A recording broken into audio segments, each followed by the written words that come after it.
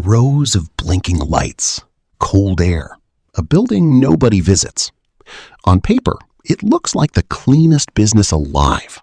No customers walking in angry, no inventory rotting on a shelf. Just servers, humming, generating recurring revenue while you sleep. Then you meet the power bill. A data center doesn't sell space. It sells electricity, wrapped in concrete, sold back to you as infrastructure. And the paradox is this: the more successful the facility becomes, the more capital it has to keep swallowing just to stay useful. Growth doesn't fund itself here. Growth demands another check. Every 18 months, the hardware inside gets faster, hungrier, hotter, and the building has to keep up or become obsolete around perfectly good concrete. You're not really in real estate. You're in an arms race against your own tenants' equipment. 3 ways in, and the gap between them is brutal. Bootstrapped and local looks like this: a converted warehouse, a handful of racks, maybe 2 megawatts of capacity. $2 to $5 million gets you in the door, mostly spent on cooling and a diesel generator nobody wants to test. You're chasing small businesses who need a server closet that isn't actually their closet. Margins are thin. Clients are fickle. One power outage and you lose them for good. Mid-market and regional is where it gets serious. A purpose-built facility, $50 to $150 million, courting mid-size enterprises and regional cloud resellers who need reliability without hyperscale pricing. Redundant power feeds, a real network operations center.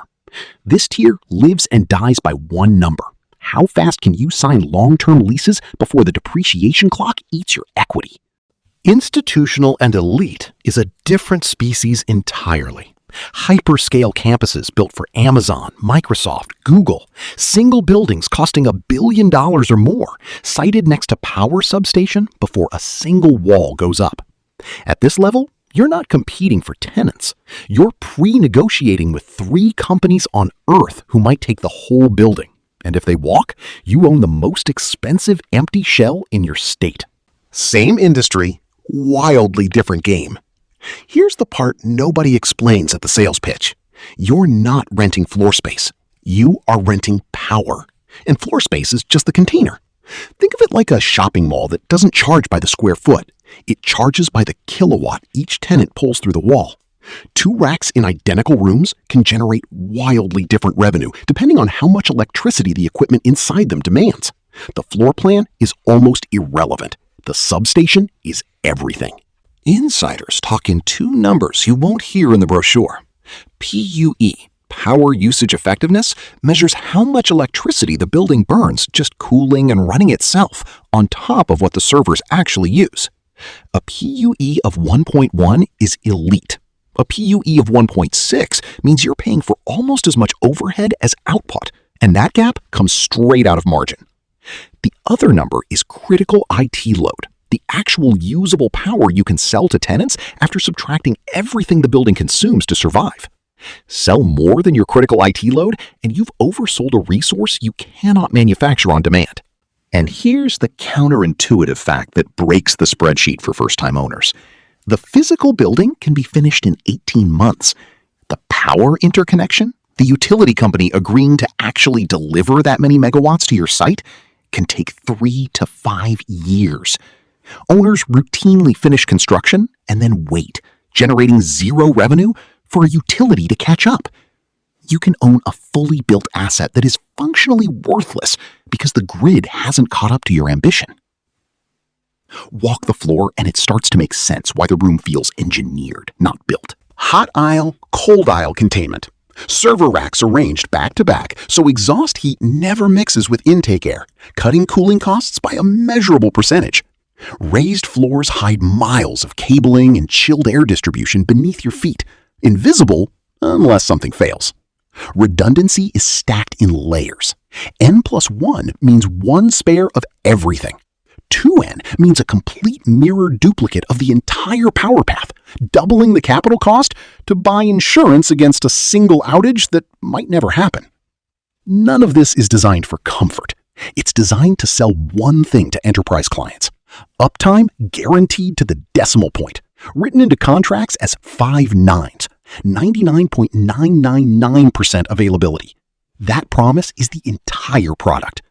And it's also the hidden liability, because every layer of redundancy you build to protect that number is capital sitting idle, drawing power, doing nothing, except waiting for a failure that justifies its existence.